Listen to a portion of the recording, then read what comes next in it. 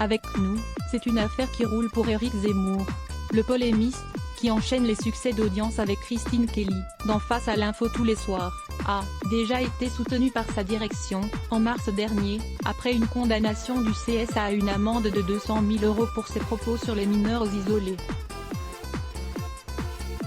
Et ce 3 mai, sans surprise, le groupe Canal+ lui a renouvelé sa confiance, en annonçant via l'AFP qu'il était maintenu à l'antenne. Et ce, malgré plusieurs témoignages qui l'accusent d'agression sexuelle. Maintenu sur nous et au Figaro. L'affaire est née le 24 avril dernier, lorsque Gaëlle Enfant, élue, GRS, du groupe d'opposition Aix en partage à Aix-en-Provence, a expliqué sur Facebook qu'elle avait été la cible des mauvais agissements du polémiste. Cette dernière révèle qu'Éric Zemmour l'a embrassée de force, en 2004, en marge de l'université d'été du PS. Dans la foulée, près de 5 femmes ont pris la parole, dans les colonnes de Mediapart, pour témoigner également contre lui, la plupart de façon anonyme.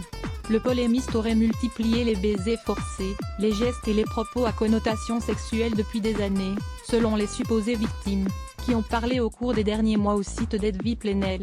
Toutefois, malgré cette libération de la parole, aucune plainte n'aurait encore été déposée officiellement à la police contre Éric Zemmour.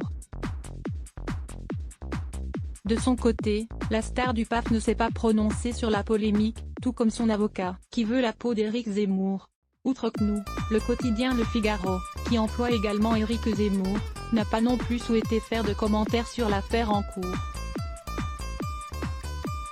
Il y a quelques jours, des proches du polémiste avaient fait savoir à France Info, qu'il s'agissait là d'une affaire politique qui sort au moment où chacun sait qu'il y a des velléités autour de lui. Supérieur à avoir aussi, Éric Zemmour, une longue liste de femmes affirment avoir été ses victimes. À lire aussi les blocs ADS. Why?